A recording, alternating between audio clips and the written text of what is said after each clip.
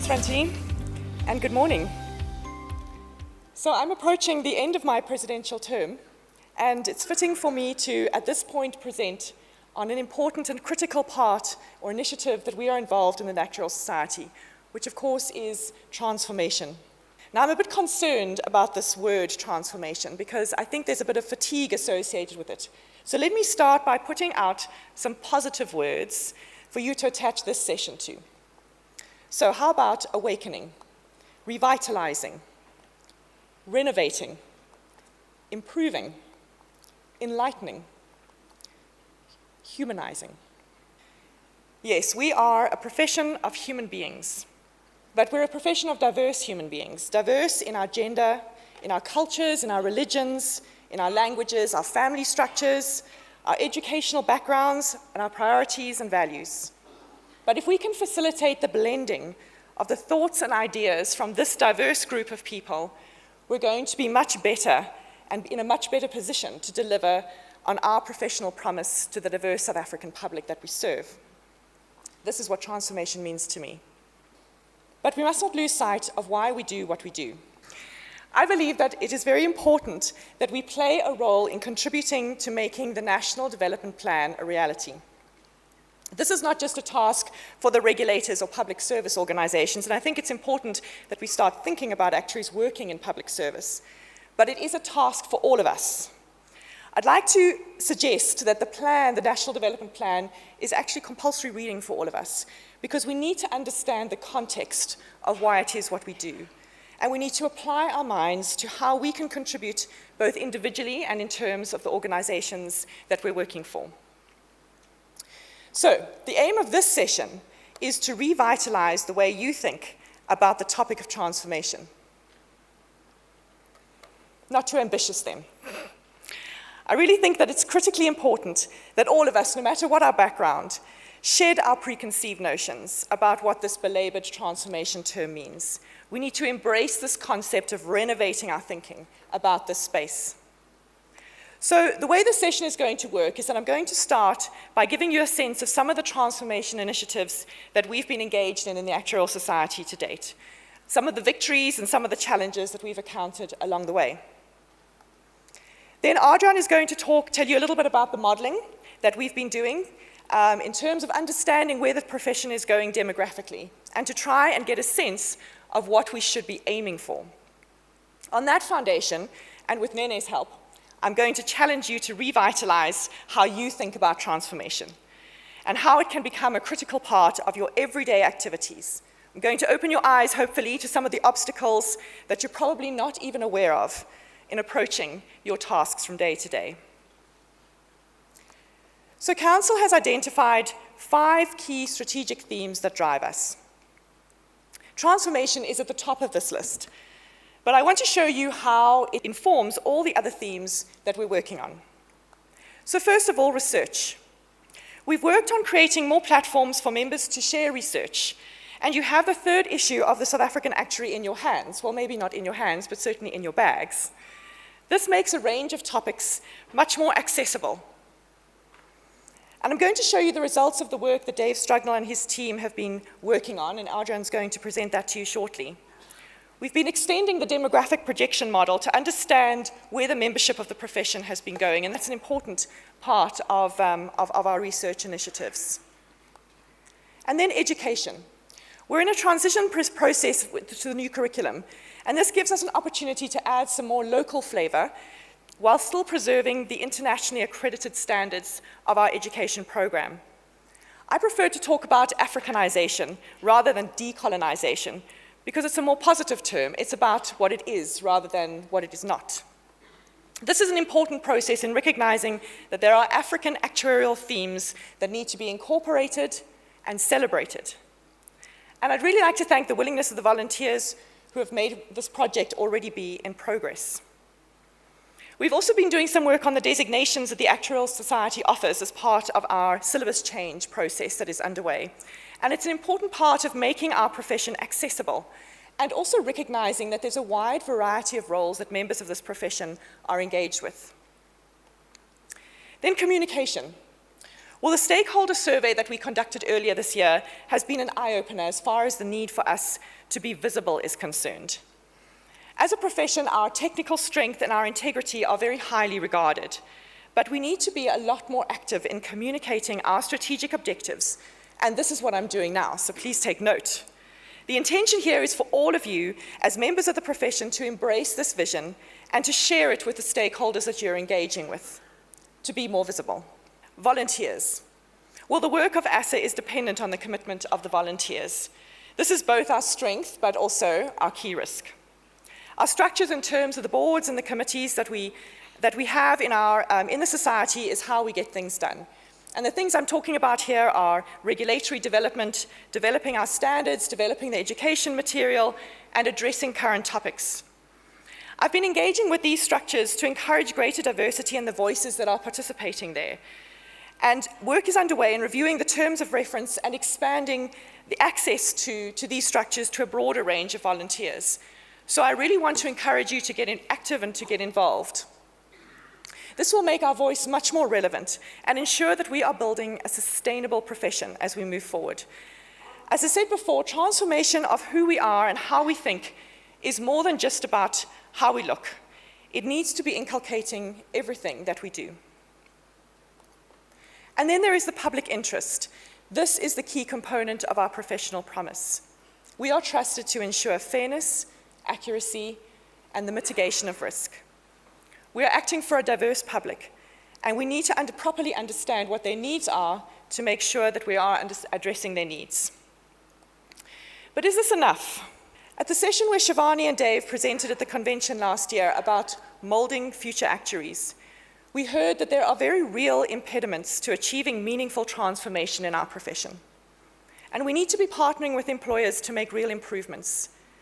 This has led to a number of engagements, including sessionals and various council members engaging with a broad range of stakeholders to understand these concerns and these challenges.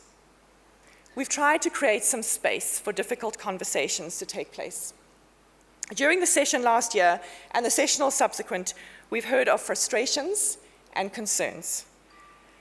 I'm going to give you a small sample with my emphasis added. And you may not share these experiences, but I hope that you can recognize that they're very real to the people who have shared them with us. I'm going to let you read these so that you can take them in.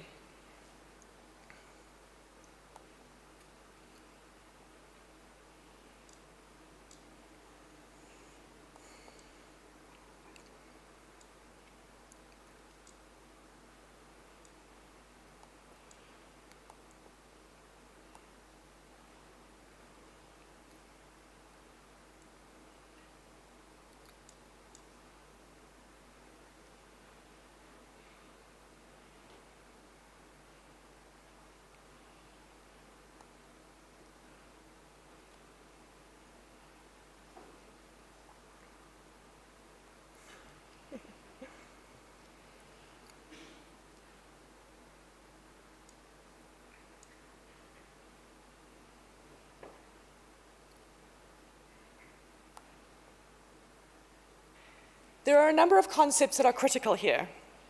Dignity and respect, and a willingness to look at things from the perspective of someone else. And this applies to everyone here, the fellows and associate members of the profession, and the aspirant actuaries across all backgrounds. We need to walk a mile in someone else's shoes to really get a perspective of how they feel, rather than just new footwear.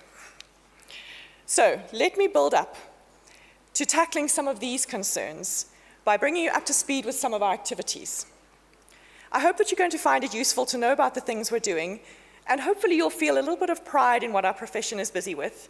But mostly, I hope that it's going to enable you to understand the society structures a little bit better, and to understand what we are doing so that you can contribute with your own suggestions, and maybe also some time as well.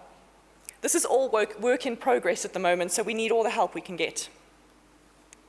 So when we consider the path to qualification as an actuary, or maybe I should say the long and winding road, it's difficult to say exactly when it starts. There's a dire need for us to improve maths education at school level, and to make sure that learners are stimulated to excel at maths and are aware of the opportunities that exist for them in the careers of science, technology, engineering, and maths. The Actuarial Society Education Trust exists because of donations from individual members of the profession and has a key partner in the paper video program.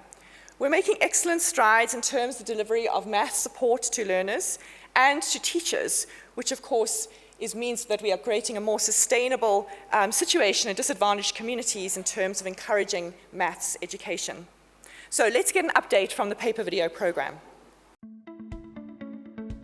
At Paper Video, we have spent the last 3 years creating resources that allow South African high school learners to gain instant access to excellent teachers.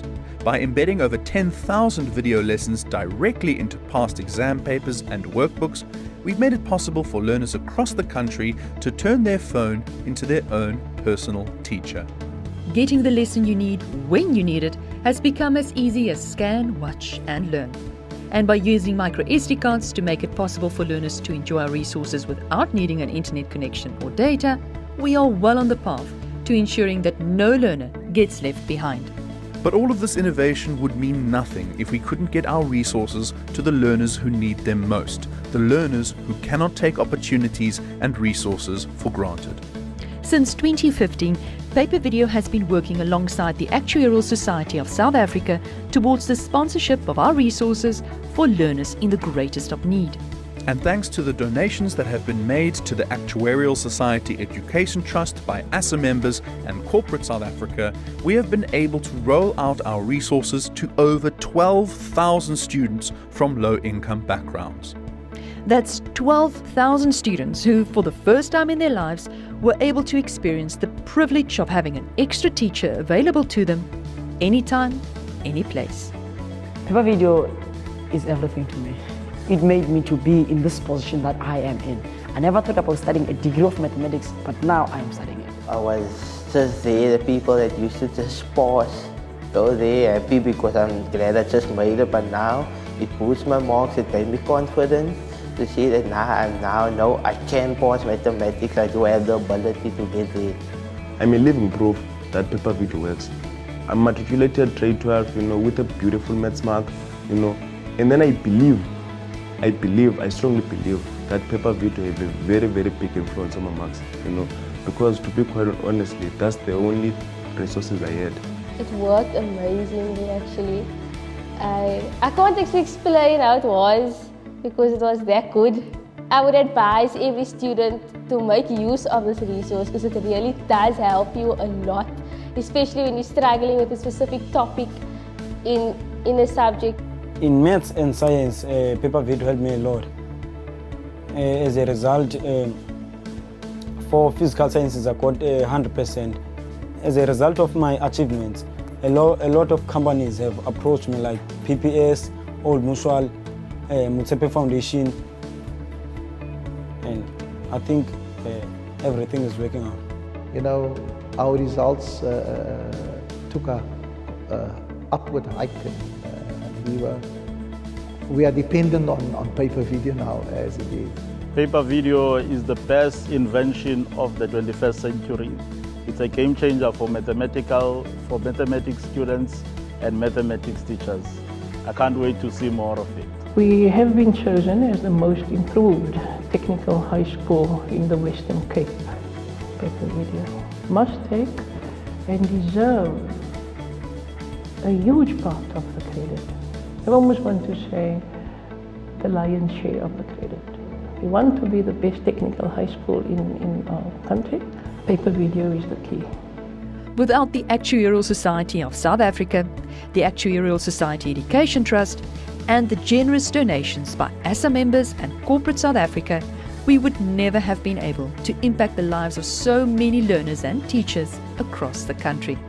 And so, to all ASSA members and the corporates that have donated to the Actuarial Society Education Trust, we say thank you. You have made this all possible. We need to make great teaching resources available to our children now. And we can do that through paper video. We can make fantastic teaching available to every child in our country immediately. All we need is some investment. So Business South Africa, please invest in paper video. Our children need this.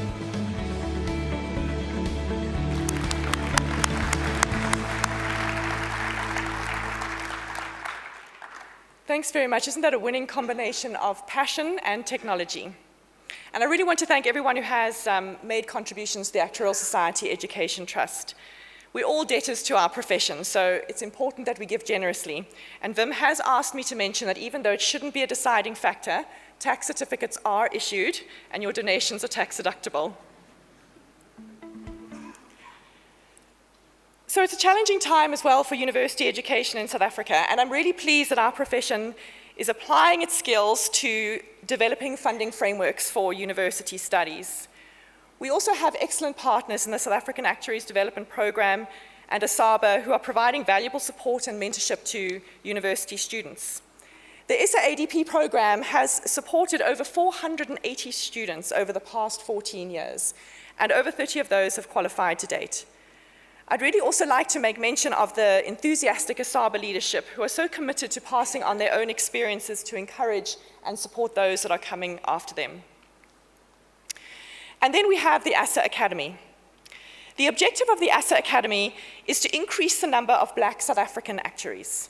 It aims to enable every employed student to receive quality education in a facilitated environment that promotes academic excellence, developing actuarial knowledge, acquiring appropriate business skills, and also personal development. It's important to note that the Academy reports to Council and to the Transformation Committee. It's not an external structure, and it's run from the ASSA office. The Academy has been a key area of focus for us, and it's hard to believe that it was only launched at the beginning of last year. We have learned some important lessons along the way here, but we've learned about what helps and what doesn't. We've had some early wins that we're really proud of, but there's still a lot of work to do. But again, all of this is only due to the commitment of the volunteers. This is not even possible without the volunteers, like Lusani Malotsi, who has so willingly taken on the role of principal, and other academics and education volunteers who make presentations and provide input and act as sounding boards. All the kind of inspiring enthusiasm which is consistent with our transformation theme. So let me tell you a little bit about the things that the Academy has been doing so far. So first of all, the induction program. This is a 2-day session which aims to prepare newly employed student members for the workplace. 36 students attended the pilot program at the beginning of 2016, and after increased support from the actuarial training officers, we saw this number increase to 61 this year. And then when it comes to the technical subjects and tuition, research by the Transformation Committee has shown that many Black students graduate with fewer exemptions than their white counterparts. This has an impact on things like their starting salary, their opportunities for promotion, and also the time taken to qualify. To support these students, programs have been provided for the subjects which have shown to present the greatest obstacles. For the A200 subjects, we introduced a distance learning program which includes face-to-face sessions. This was done in partnership with the University of the Free State. Whilst where support included face-to-face sessions, pass rates for these subjects were between 6% and 18% higher than the rate for those subjects. And in 2017, 53 students participated in the program. You may also be aware that we've commissioned YouTube support videos for the A204 subject in 2016, and these are still available online. Also, an exam preparation session for a pilot group of F105 candidates will be held later this week, and for F106 candidates was held last month. Feedback from this session is being analyzed, and we're probably going to introduce a fully fledged support program for F106. The Academy has also issued a list of command verbs, those question words that you get in examinations, to all students through the actuarial training officers. And so this shows that the work that the Academy is doing, the initiatives, is improving support across our whole student base. So hopefully this is going to provide everyone the opportunity to reach the standards that are required in our profession. So moving on to looking at the work that's been done to support the higher subjects. First of all, communications. I'd say this is our greatest area of success. It was the first subject where we had an intervention, and in October 2015, the pass rate for African students sitting the communication subject was only 9%. 9%. The pass rates for African Academy students in 2016 and 2017 were 36.5% and 67% respectively. These programs also provide valuable workplace skills. Then with A301, which is the stumbling block subject because of its size, we introduced an A301, Introduction to A301 course at the end of last year, and saw academy candidates having a pass rate some 6% higher than the pass rate for all candidates, and African academy candidates achieving a pass rate 10% higher. We then introduced a more structured program with boot camps, and this took a full 9 days in total in the second semester. 36 students have participated in this program, and a separate workshop with examiners was also arranged as part of their preparation. I've been advised to expect outrageous success when the results are released later this year. And then the mentorship program. Members of society were invited to volunteer as either mentors or mentees, and a professional service provider has offered workshops to the respondents. We've had a bit of a meet and match session in Johannesburg, and those who weren't able to attend that session were paired up online. Sounds a bit like dating. There was 38 students and 41 mentors who participated in the program, and a fresh call for volunteers will be issued next year. A social and motivational event is also planned actually for next week. Also, some other plans in terms of the work that the Academy is doing. First of all, in the modelling course, the modelling boot camp will be held later this month, and this will be the first of a pilot group, which is going to test a program which has been developed after extensive analysis of the exam papers, and is probably going to be followed up with an Excel boot camp as well for attendees. And then in terms of the cognitive piece, research has shown that to address the articulation gap shown by actuarial science students between school and university, and how this appears to perpetuate through the degree and into the workplace, there's a particular challenge for African students, particularly in the later examinations where the questions require the students to argue, to discuss and explain, and of course all of this is in English. So we've started with an online pilot program which has been launched in partnership with UCT, and this is expected to be rolled out to a wider audience later. Essentially, this intervention is aimed at addressing, assisting the students in developing ways and techniques of learning and thinking through tasks, which will enable them to think more expansively and actively engage with the content that they are studying. So this should hopefully assist African students in obtaining more exemptions at the university level. And finally, on the examination preparation side, candidates sitting the F200 examinations this semester will have the opportunity to attend a breakfast with Dave, Shivani, and Lusani later this week. These experienced educators will provide useful hints and suggestions on approaching the F200 papers. So I hope this gives you a sense of what we have been doing, and hopefully also some inspiration about where you can fit in to some of these initiatives as well. But so far, over 200 students have been touched by the activities that we've done already, and these are our future qualifiers. It's also clear that the need is more than simply providing education support. It's been a good place to start to make a real difference, and the Transformation Committee is a key structure in terms of collaboration and coordination, both with internal and external stakeholders who are involved in this important transformation work. For the last 3 years, the Transformation Committee has reported directly to Council with the President-elect as chair. So this task will soon be passing from Peter to Lusani. We've also been actively engaging with the chairs of the various practice areas and boards across the structures of the society to seek ways that a diversity appears in terms of the agendas and in terms of the voices who are contributing at the table in the discussions. It's important that the content of the discussions that takes place in these various structures takes account of the diverse public that we serve. We are a profession of individuals rather than entities, but we do have influence when it comes to addressing the kind of challenges that members have identified with the actuarial training officers. This has been part of our engagements and in terms of enabling workplaces where our members are feeling welcomed and inspired to succeed. This engagement has also included the employment professionals who are involved with the actuarial profession in terms of placements and have insight into what is happening at the coalface, so to speak. And also thinking about how our leadership is structured and how it is selected. This is the hearts and minds challenge, how we think about what we do, both in how we work with each other, and how we deliver on our professional promise. So the plan is for these interventions to increase the rate of progress through the exams and so to increase the diversity of our qualifiers. But what will this look like? And how are we going to measure it? So I'd like to move on to the second part of this session, which is about the demographics of what we look like. As actuaries, when faced with the need to consider complex relationships, lots of parameters, what do? We build a model. Transformation Committee has been working for quite some time on a demographic projection model, but more recently a team headed by Dave Strugnell has been working with added vigor and rigor and adding more parameters. This gives us a good sense of what we can expect and also the extent to which we can stretch ourselves. We need to understand what good looks like. So I'm going to introduce you to Adrian Rowan. He's an actuary who's qualified in 2012 and has worked across a range of companies, including Old Mutual, Deloitte, and Gen Re, and he's also done some consulting work for the World Bank, covering pensions, life, and microinsurance. When not traveling in Africa, he enjoys finding new and innovative ways of solving problems, which is why he's currently doing his master's at UCT in data analytics.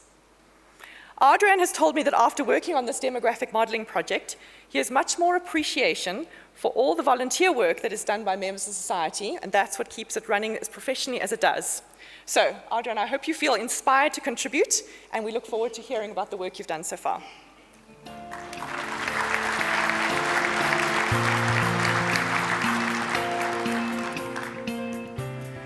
Thank you very much for the introduction, and thank you, everybody.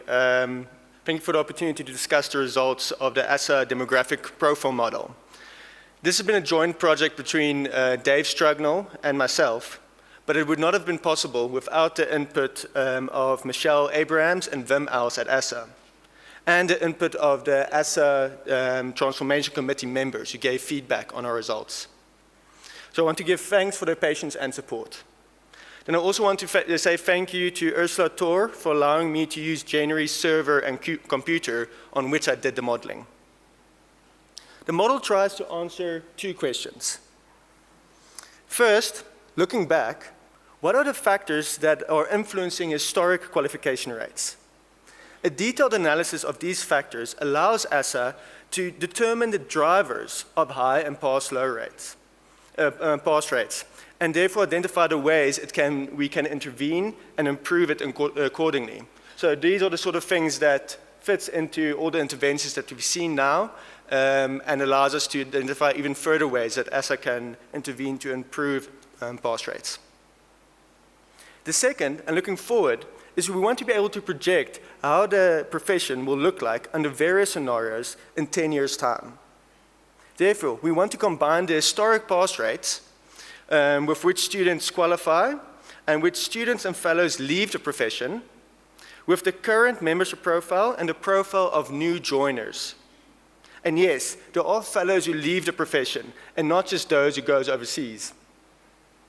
If you're happy with these rates, and the profile of the new members for different race groups, it will allow us to get a reasonably accurate view of how the profession's future demographic profile will look like. And for this, we don't need to know the actual drivers of the rates. We just need to know how the rates vary by duration and race. So it is at the same time an easier and more complex problem than the first model. So before we look at the results, just some background on the data. And as we all know, getting the data right is unfortunately takes 80% of the time. So the results that I'm showing today are based on only the ASSA database of past students and members, and doesn't include any university data. This is a further development that we'll be working on in the future to improve our model, so please bear this in mind when looking at the results. Then, the modeling is for the time from a student to qualify from the date of graduating, not from joining ASSA. Graduating and joining is slightly different, but the impact of the last term is very small. Graduation is the year in which you get your first degree or your honors, where that is applicable. And then duration is the time from graduating to either qualifying as a fellow or leaving the profession, And for those members who have qualified, duration is the time from your date of qualification to when you leave the profession. We have also grouped the 5 race groups that is on the ASSA database into 3, with African and colored groups combined and Asian and Indian members combined. This is done because the data for colored and Asian groups is at the moment too scarce, and from the data that we do have, the qualification rates within these 2 groupings are very similar, so it allows us to still give an accurate projection.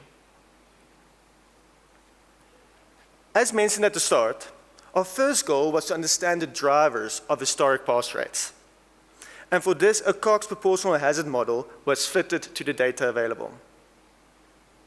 From this, we can see that qualification rates do not differ significantly by gender.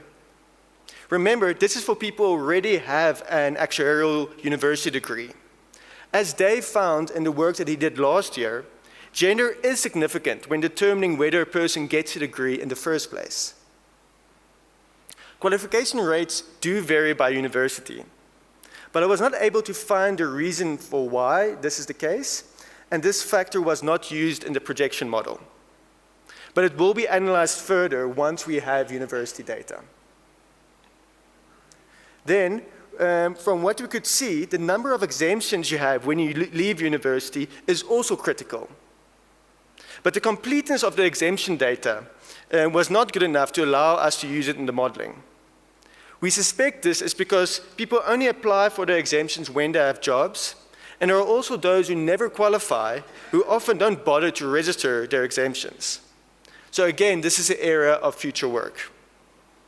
Then last, and the most significant factor driving historic qualification rates is race. So how do qualification rates vary by race? The results that I'll show on the next slide has been calculated using a Kaplan-Meier estimate. So the lower, and this is important when I show the result, the lower your Kaplan-Meier rate, or the lower the curve, the more likely you are to qualify. The results are only for members born in 1978 or later, in order to reflect only the most recent experience.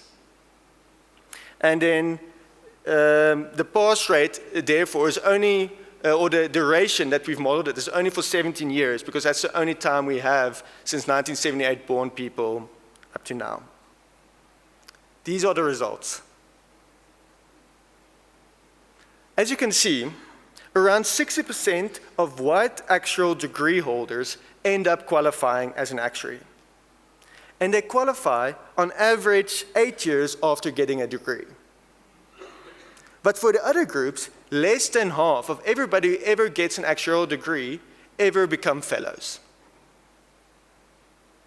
As I said, more work will be done in this model, and we'll report on this in the future.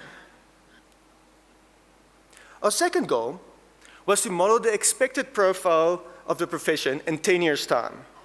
And for this, we used a transition probability model to allow for the movement of members between different states or classes, which are student, fellow, or leavers.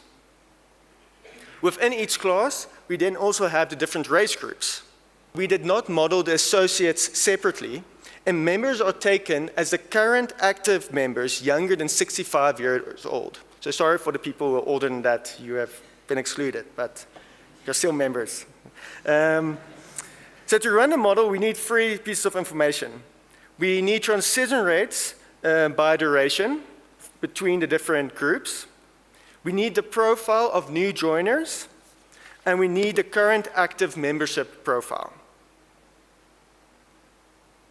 To model the transition rates, we used a GAM, or a generalized additive model. Now this is similar to GLM, but it allows for the automatic addition of splines and penalty terms to allow for non-linear and smoothed rates to be modeled. We created a model for duration 0 to 8 years, and which is only based on the data for members born in 1978 or later. Then we created a separate model for duration 9+ years, which is modeled in 4-year age bands and up to duration 20, and is based on all the data available to us. Therefore, there will be a slight transition point when I show the results in the next slide at duration 9, which we did not smooth out.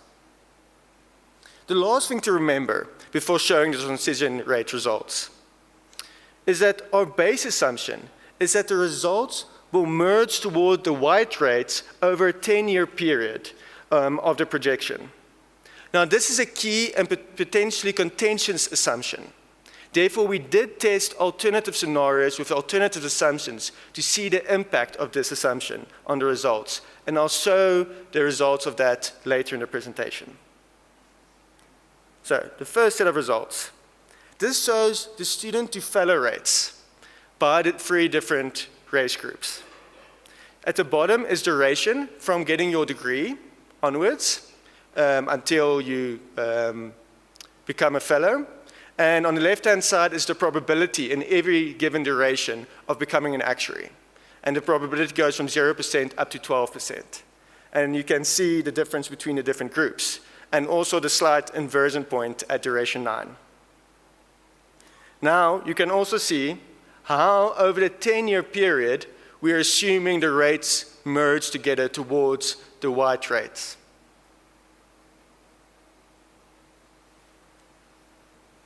Next, we looked at the transition from student to leaver, again by duration.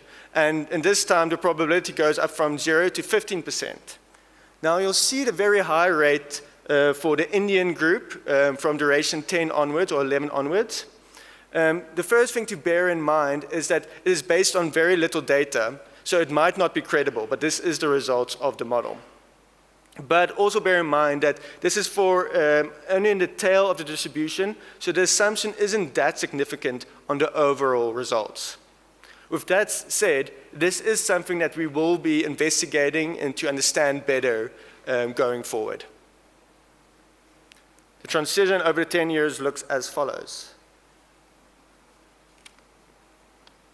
So this is of the 10-year where the rates will be, but the model allows for the change over the 10 years. And then lastly, the rates for fellows leaving the profession looks like this.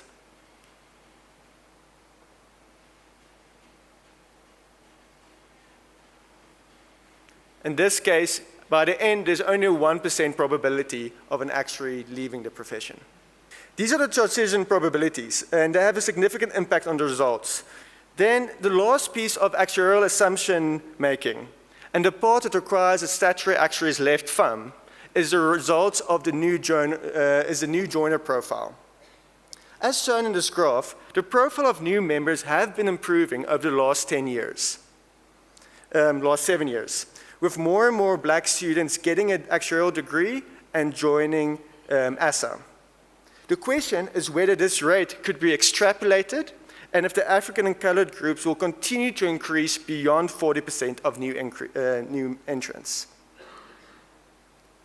We assumed that it would, based on the limited university data that we have available that shows the profile of the new intakes into university. And we made the assumption that in 10 years' time, 54% of new members will be African or colored.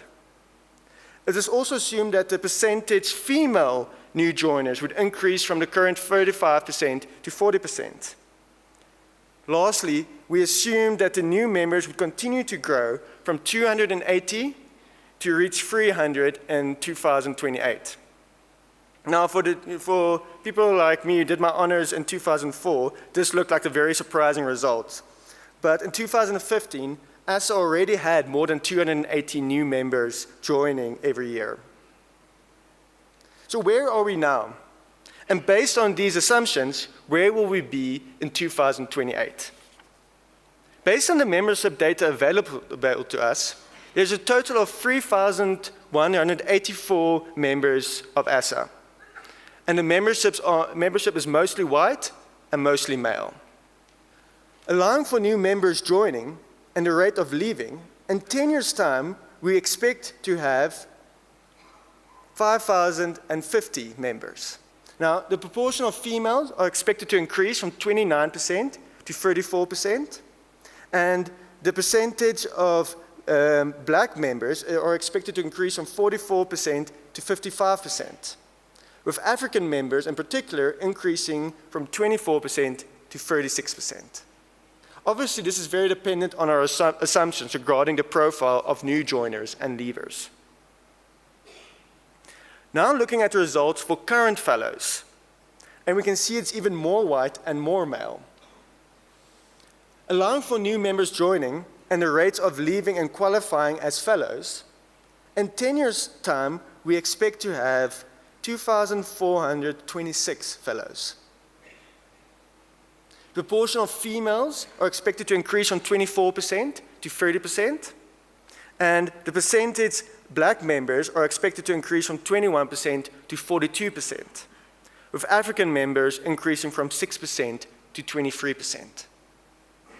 These results are very dependent and sensitive to the assumption that we make that the rates will merge with the white pass rates over 10 years' time.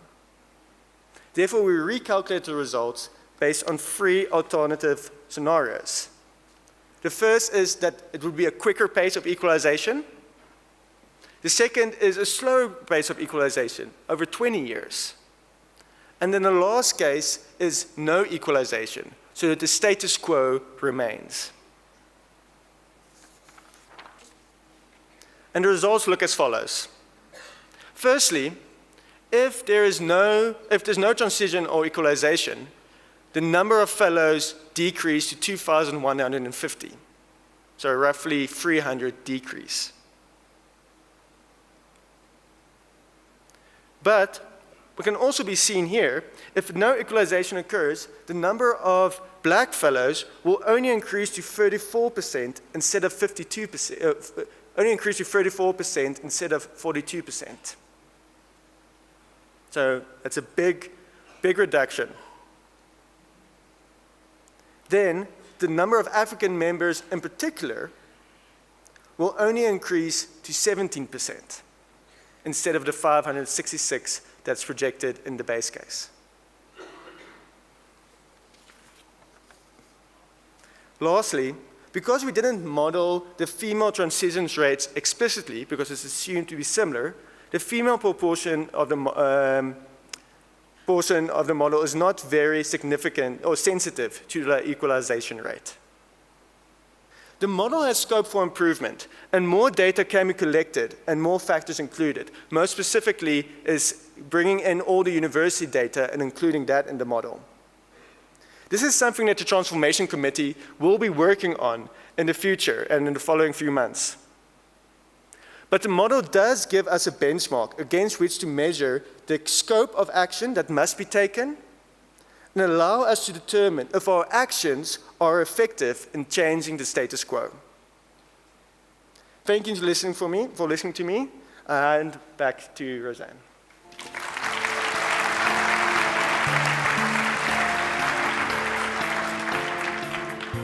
Thanks, Adrian. Being under 65, I do feel somewhat included, although I was born before 1978. But this is really valuable in terms of keeping track of how our initiatives relating to transformation, demographic transformation, are working. It's so important for us to get a sense of what this good looks like. But what we need to do is so much more than this. Council has articulated our transformation strategy as being about fairness and inclusion. It's about feeling welcomed and inspired to succeed. And it is directly linked to our professional promise. Adrian has told us that if we address the differences in transition rates, being the progress through the exams, we can increase our projection of black African actuaries by 2028 to 566 actuaries. If we weren't able to improve these transition rates, that projection might only be 354 on the basis of the status quo. And if we're able to achieve a more rapid improvement, it could go up to 635. Furthermore, we can be targeting 1,000 black actuaries on the broader racial definition over the next decade. I'm anxious that you recognize that when we talk about the objective here as increasing the number of black actuaries rather than talking about percentages, this does link to our strategic statement of wanting everyone to feel welcomed and inspired to contribute.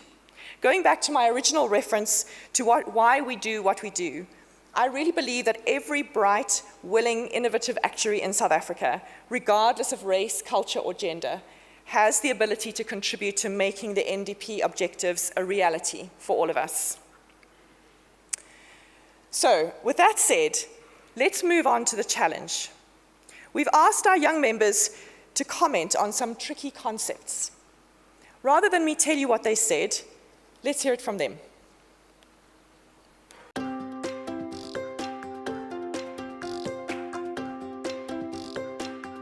Privilege involves opportunities in the hands of one person which are not shared by another. Knowing better or being in a position of knowing better. Someone who is advantaged in one way or another, so someone who has got an upper hand in one field, or just has someone who's advantaged in one way or another. What you do with that information is entirely up to you. Because people are in a certain group or certain classification, they have more advantages than any other person just because you're in that group. Basically, your unearned benefits. Some benefits that you didn't work for, that you inherited maybe from your grandparents or from your line age. You're comparatively better than other people just based on what you got born with. Let's say two people, equally education, and the one just have an advantage from money, wealth. A good example for me is just going to a Model C school. I think that gives you exposure to other professions that you could do. That's how I find myself in the actuarial profession. Amongst people that you're competing with or working with, you already come at a point of advantage. That person is privileged just to have that access that someone in the same position does not have access to. You're treated better than others. Better contacts with people to help you along your career. I'm not judged, or rather I'm given a chance without proving myself. Not because of anything that you have acquired, not because of merit, but because of who you are and maybe where you've been. There are people that I know that have helped me secure certain positions. It's helped me. I grew up in a family, and sometimes your parents treat you differently from other people, so that's a privilege. I guess it means having some type of advantage inherent to you beyond others without really having to do anything to obtain that advantage. Privilege is having a roof over your head which you can lock up and feel safe. Enige voordeel of benefit wat jy gain op grond van 'n posisie wat jy beklee of ewen jou geslag of jou ras, dit kan dalk neerkom. Privilege is having a job, it's having a car to drive yourself to work every day and owning the car. Sometimes by being in a higher socio-economic class than other people, which can make you go to university and make you go to certain schools which other people might not actually go there. To actually get easier access to a workplace or environment just by knowing someone. Of ewen 'n posisie wat jy beklee in 'n maatskappy of enigiets wat net 'n voordeel vir jou bied op grond van ek weet nie jou menswees of ewen net waar jy tans in jou lewe is. That person is privileged just to have that access that someone in the same position does not have access to. One of the best examples of unconscious bias, the mixture of cultures that come together, even if it's something as simple as an accent. You don't treat something or someone fairly, but you're unaware of it. It's stuff that just makes more sense to us, and we can recognize it, and we therefore think it's more correct than anything else. Unconscious bias causes us to disregard their opinions and not listen to what they're saying just because they might not be as eloquent. These perceptions that your brain makes for you that you don't understand, no, that you're not aware of. Decisions are made based on certain stereotypes without being aware that you're making that decision. I mean, sometimes you find yourself judging someone and making like conclusions about someone even though you've got no experience with that person. It's the perception that you have of someone just by looking at them. You literally just favor something that looks like you. I think also as black people we are unconsciously biased, males, also females. A preconceived idea or opinion you have in your mind that you might be unaware of. People don't have enough information about you, so as a result they just conclude. And it's often influenced by your environmental conditions, your culture, your personal experiences. Giving less favor to an option as a result of some type of mechanism that's subconscious. Sometimes you look at people and you think you know their whole story. It's an automatic response which results in you selecting a certain option that you did not necessarily inherently choose. Yes, if someone's from a wealthy background, they're happy, they've got everything that they need. Someone's from a poor background, they really need a lot of help, or they're unhappy. You might employ males or promote males more than females because you feel that they make better leaders, because that might just be your experience. If you're black, they assume certain things about you. If you're white, they assume certain things about you. So it's stuff that we actually live with right now. Personally, I haven't experienced it myself yet. I've definitely experienced a fair share of discrimination. I'm expecting to experience it at some point. A lot of it was based on unconscious biases, where I kind of see that someone looks at me different based on my race, or based on the way I speak or where I'm coming from. Particularly because I'm working in the corporate South Africa, and from the experience that I've heard, it does happen. It does exist, but I guess I'm privileged enough to not have gone through it. But yeah, I'm fortunate enough to have gone through it. Discrimination does definitely exist, even in a professional environment. When you interact with people sometimes, I think it comes down to the unconscious bias thing. Some people look at you and when you speak, because if you're a black female, they don't take you as seriously in comparison if someone comes up and they're a white male, for example. A lot more is being done to combat discrimination than might have been done in the past. It's done very subtly, very unconsciously. I have experienced it and I've seen it as well. I think it's utterly disgusting, and I think it's about time we name and shame these people. Ideally, we would have to address it, quite frankly, call it out, but respectfully. I actually haven't, which is interesting. Maybe that's privilege, because I've been privileged to actually go to workplaces where I actually haven't seen that. But it's a bit difficult to decipher what is exactly honest and true with social justice warriors all over social media. I feel that sometimes my input is not as valued, or is not as heard, or is communicated as clearly in comparison to other white male. But I do believe in the South African context there's definitely discrimination that takes place, or at least took place previously. We need to have unity as a profession, where you don't look at my color, you look at what I bring to the table. You give me a fair chance, whether I'm white or black, Indian or color.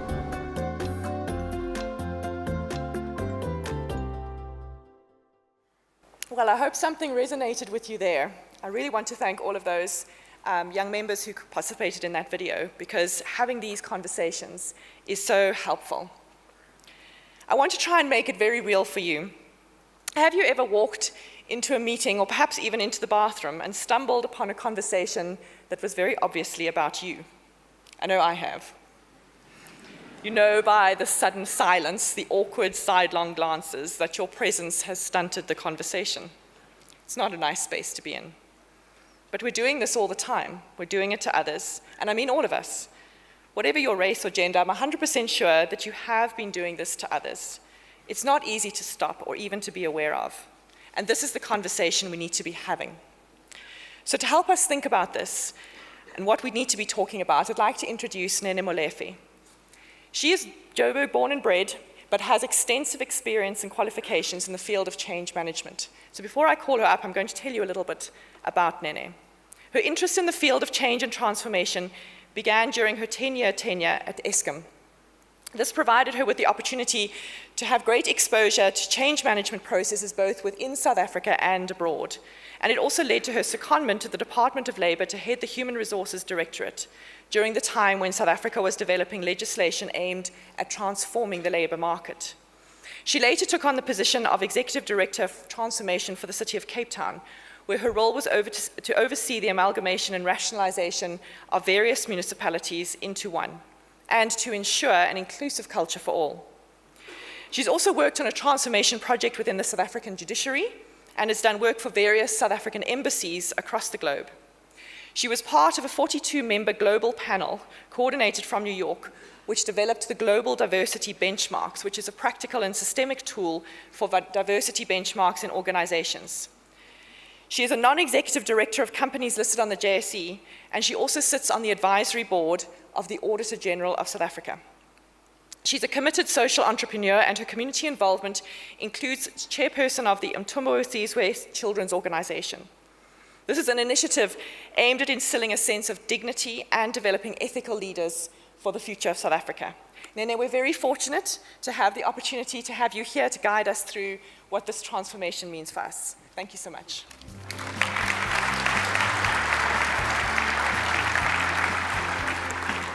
Thank you, Roseanne.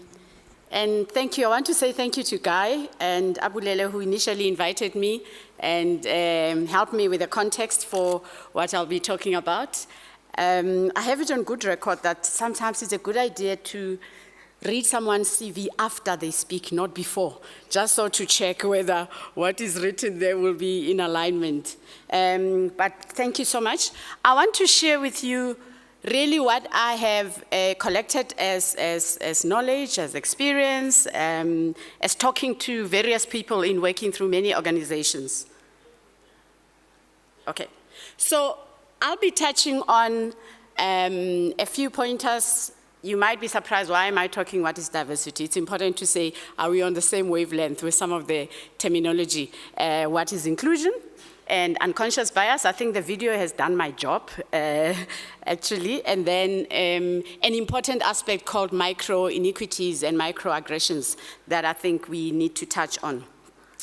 I actually saw a few familiar faces from some of my client groups, Discovery and so on, people, so you can close your eyes, you've heard some of your ears, you've heard some of the things that I'm going to say. So I think it's important when I talk about diversity. First of all, you can Google, there are a million definitions of what diversity is. The one that I find helpful is that diversity is a collective mixture of differences and similarities and related tensions and complexity. Do you agree that diversity has complexity and tensions? It's not just about differences and similarities. Therefore, it's also important to talk about the dimensions of diversity. The one I want to start with is diversity of personality and diversity of thought. We usually forget to talk about diversity of personality. Why is paramount for me? Because I've got two children, one an extrovert and one an introvert. I see it every day, that if you forget to identify this as a measure of diversity, you might actually misinterpret certain things. The second one is diversity of age, gender, the ones that we often talk about, race, sexual orientation. That gray and the blue line are called those that we were born with. Then you have diversity of different things that we acquired. No one was born an actuary. No one.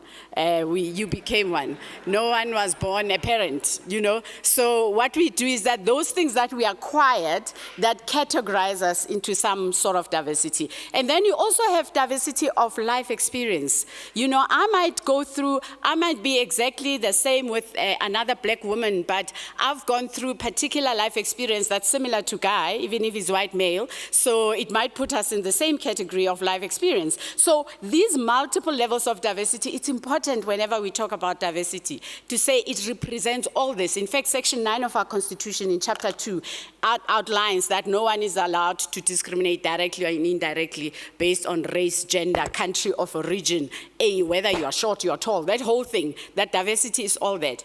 However, would you agree with me that in South Africa and in the US, I do a lot of workshops both there, that even if I've shown you that diversity is all that, do you agree that race is one of the most emotive ones? Do you agree?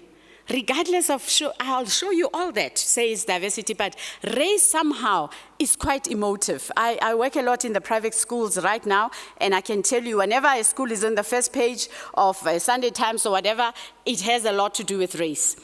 And I want to emphasize this, that whenever I approach the subject of diversity, all of this is important. However, a few years ago, I was listening to John Robbie. I like using this example because it's so clear in my head. And while he was still a talk show host at 702, and he said, you know, today is a Friday. South Africans, you make everything into politics and race. I'm a bit fluey, I'm tired. Can we have a light subject?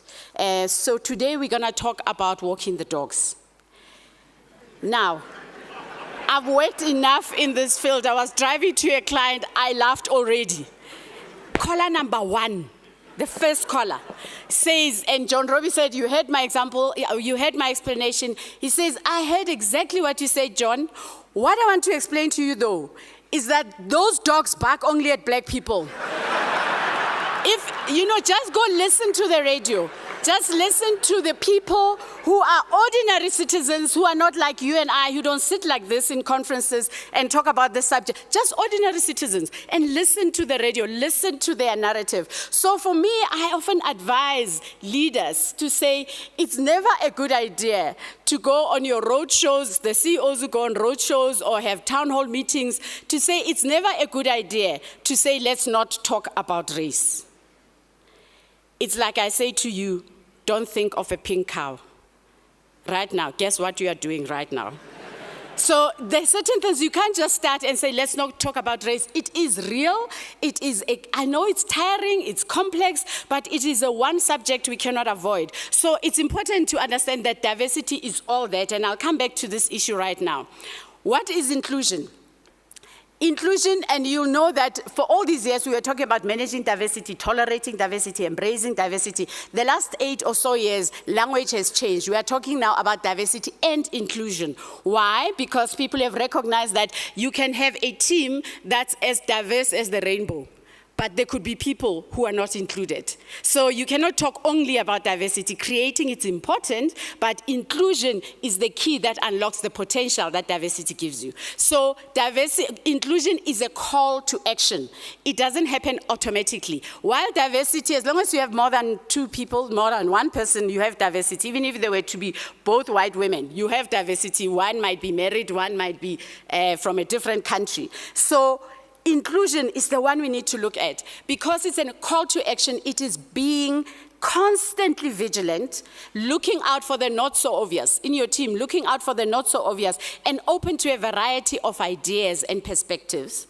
It is about actively inviting those who are excluded in your team. I'm talking about where we're working in our different companies. Actively inviting those who are excluded and using your power and influence to include them. Ensuring that everyone is allowed to bring their best. I mean, you spend a lot of time and money on programs like this because you are doing it in order that the workplace should benefit, that there needs to be, we need to maximize business success. It's not for the sake of people must just like each other after this. The last bullet point is equally important, that it is also those who are excluded. I often say in my workshops, it's also about choosing to include yourself. Do you know there are people who forever exclude themselves? You say, let's go for a braai, whatever, say, whatever, I'm not joining you. There are people who exclude themselves. However, there are people who are excluded as well. So the last bullet point talks about when you are the one who's excluded, you must choose to include yourself, number one, or you must also speak up when you are excluded.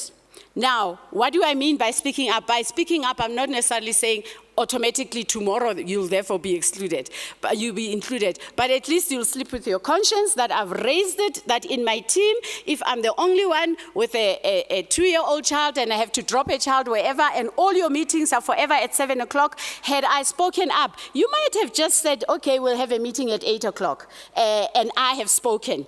Because people don't wake up thinking for you. Is it true? I mean, you don't wake up thinking for me, you thinking about your in-tray and whatever. So sometimes it's possible that I can be in your team and you do not know that I'm excluded. However, once somebody has spoken up, once you know that these are the areas of exclusion, this is where the cracks come. What are you doing with the fact that people have surfaced the issues of exclusion? So the first one is how we define diversity. The second one is how we define inclusion. So as I said, that it is therefore never advisable to say let's not talk about race, because it is part and parcel of our history in our country. In fact, I like Edgar Tolle's quotation there where he says, whatever you fight, you strengthen, and what you resist, persist. That if you try and shove it under the carpet, if you try and plaster the cracks, it will find you. it will be there. When we postpone a difficult conversation, it will find you. Why? Because it is intuitive to run away from what we call the noise and counterintuitive to confront it. Because if I have it my way, I would say, please don't bother me with any conflict. However, when there are flags, red flags within your organization, it says, let us talk, let us find ways in which we can resolve this.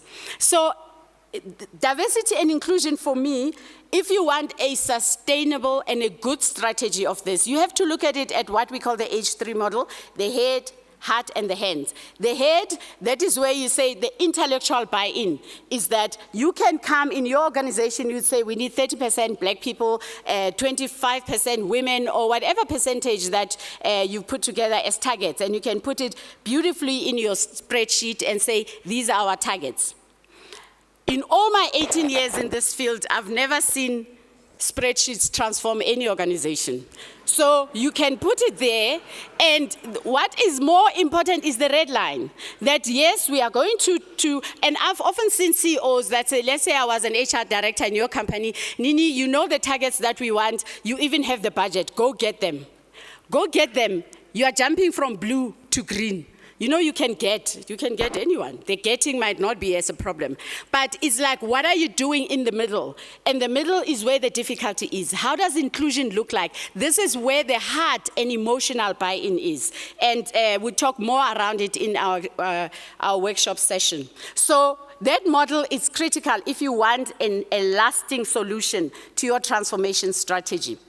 Now, we've been talking about unconscious bias. And what is unconscious bias? It is defined as hidden, the operative word being hidden inclination or preference that prevents judgment from being balanced or even-handed. The fact that there's the word judgment there, when I interview in a panel, I've got to judge whether it's this candidate or that. So judgment itself is fact, is not a problem. The problem is when it is not even-handed, because I'm not even aware. Now, the new science of bias says bias does not make us bad people. It makes us human. All of us, all the 1,500 plus one here, we all have biases. We all have what I call these invisible suitcases that we carry with us inside. When I talk to you, when we interact in our company, I'm talking from my suitcase, you are talking from your suitcase, whatever that is, the baggage that is in there. We all have our biases. The person who looks like me, talks like me, I'm more inclined to think that, you know, she knows my car, even if she doesn't. You know, that's just what bias does. So we need to be aware of that. And we're talking more about the unconscious one. The red line talks about the explicit, which is the conscious bias. That one is straightforward. If I'm a racist and I'm a sexist and I know it, that we're not addressing that today. It needs its own 3-day workshop. We are talking here about the unconscious one, where one is not aware. And also, as you know, that stereotypes, you can have positive and negative ones. You can have positive and negative biases. You know, my son goes to a Greek school and they're quite diverse. He's got one of his best friend is Indian. So they were having a maths test 3 weeks ahead, and she says, Mom, we are just chatting. I know Aiden is his friend. Say, I know Aiden is gonna nail it. So I said, what do you mean, Muteo? It's like 3, just study. And he says, but he's Indian, he's gonna nail it.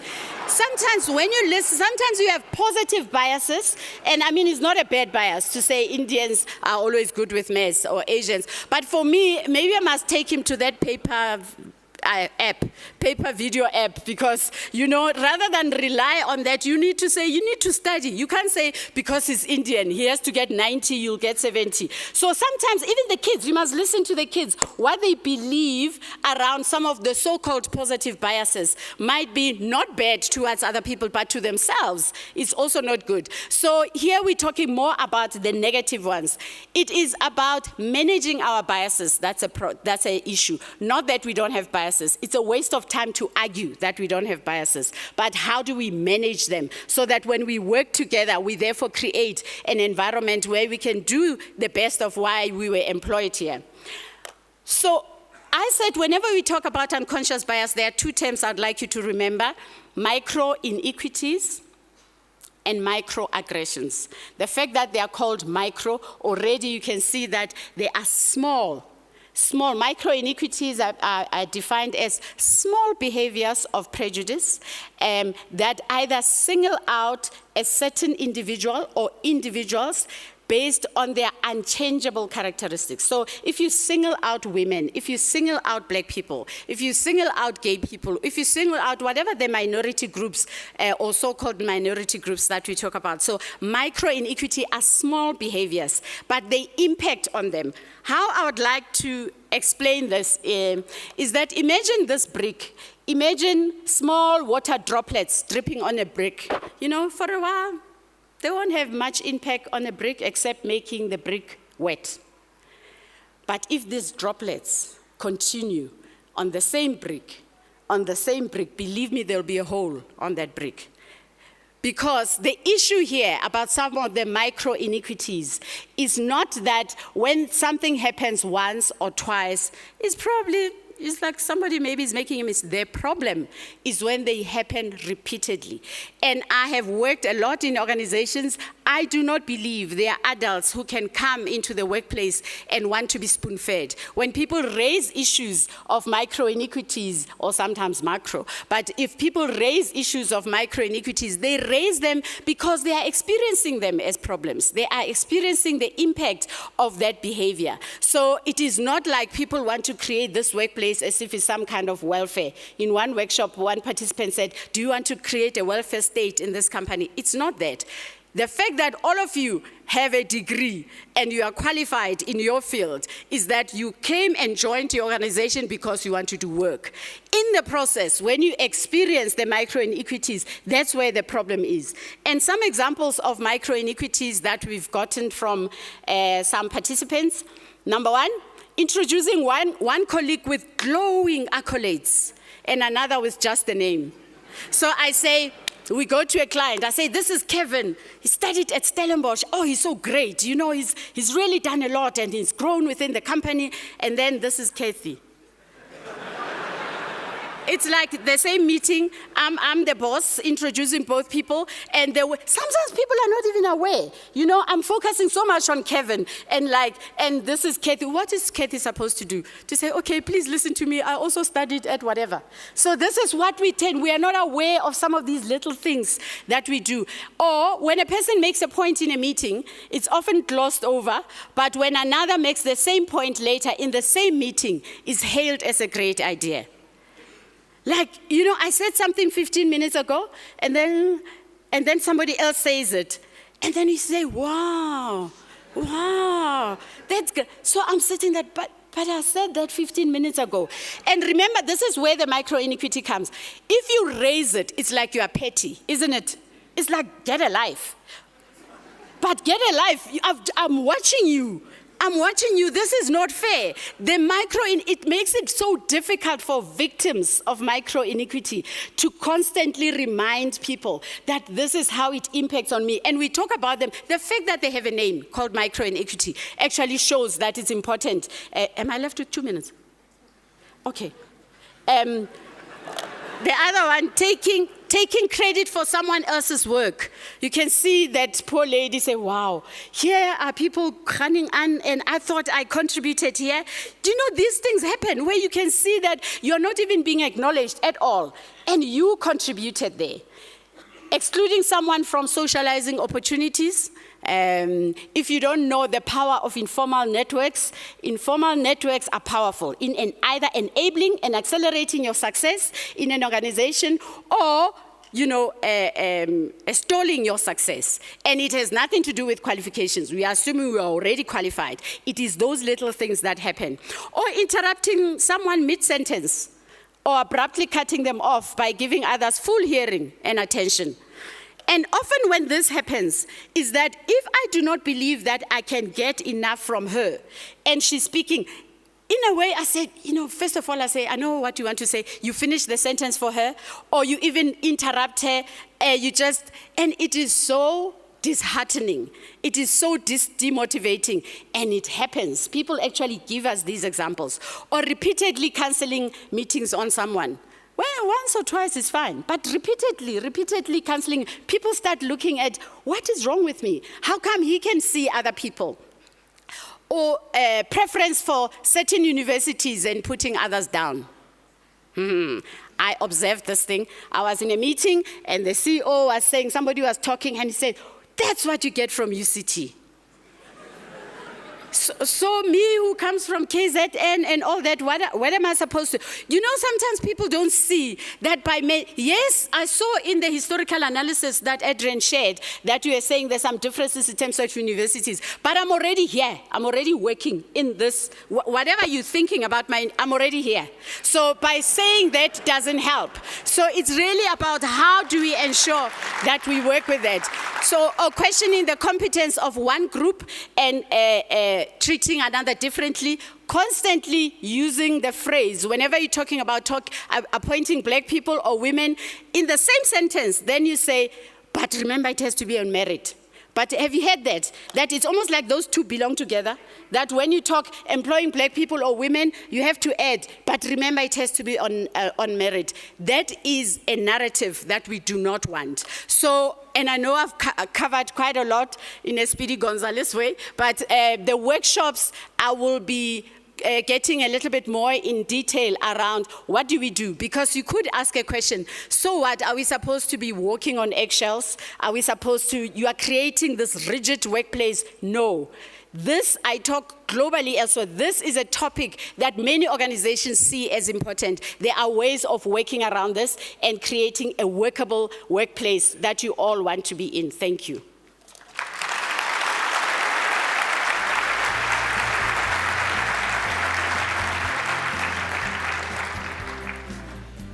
Thanks, Nene. I wanted to actually mention as well that she has just published a book. It's called A Journey of Diversity and Inclusion in South Africa, Guidelines for Leading Inclusively, and it's going to be available downstairs. It has a foreword by Justice Edwin Cameron. So I must say I look forward to seeing that. So I said at the beginning that I want you all to be revitalizing the way that you think in this session. So how are we doing so far? So whether it's about ASSA's strategic commitment to and the activities, it's about the demographics of our profession and where we're going, or how unconscious bias affects you, I hope that you have had some cause for introspection. But this doesn't stop here. As Nene mentioned, she's going to be running the workshops throughout the next 2 days, and you have 6 opportunities to participate in a workshop. It's apt for me to bring up the subject of CPD. I'm so impressed with how many of you have embraced the outcomes-based CPD approach.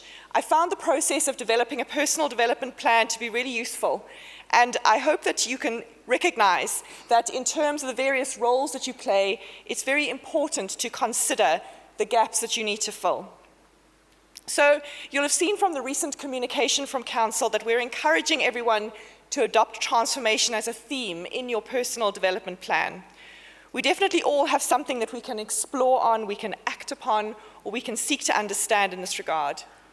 I must say, I do find it very difficult to talk about this topic. I'm nervous that I'm going to inadvertently say something that causes offense. I guess it's part of having a Murphy in my name. But I do feel that it's important that I try, and to have these difficult conversations, and to not maintain the status quo. So I think the workshops that we're offering are a great opportunity for you to engage more actively on this. I know I'm going to. So I want to encourage you to please give us your feedback on what we have been doing and what we could be doing better. So to end off with, let me just share with you what I'm hoping for. Here's my blue sky. First of all, an education curriculum that develops actuaries who have knowledge and skills that are relevant to South Africa, and which incorporates the practices and developments in Africa in a way that encourages diversity in terms of thinking and promotes pride and incentivizes people to be innovative. Secondly, no gender or racial differentiation in the progression through the exams, with accessible to support to everyone who wants to meet the standards that are needed for the work that we do as actuaries. And finally, a professional community engaged with the challenging people, the challenges that people are facing, and assisting where we can with risk protection. So let's take it one step at a time. I hope that by the end of this convention, you will have engaged in an active conversation on the topics that we've covered here this morning. And I hope that you will have that conversation with someone who doesn't necessarily look or sound like you. And it of course goes without saying that you'll hopefully take the opportunity to attend the workshops. My one-year time horizon is that you will actively participate in these initiatives and also in a survey that we'll be conducting a year from now to assess our progress and to assess whether we are being a welcoming profession. But lastly, I'd like to say thank you to all the volunteers who've contributed to the various initiatives I've touched on this morning, and most especially the Transformation Committee under the stewardship of Peter Withy, the ASSA Academy, and of course those who are working on keeping our education material relevant. I'd like to thank my fellow speakers, Nene and Adrian, and also the team that helped to put this together. And I would particularly mention Dave Strugnell, Nalen Naidu, Abalelu Gagazi, and of course, Guy Kennels. Thanks very much. Back to you, Ranti.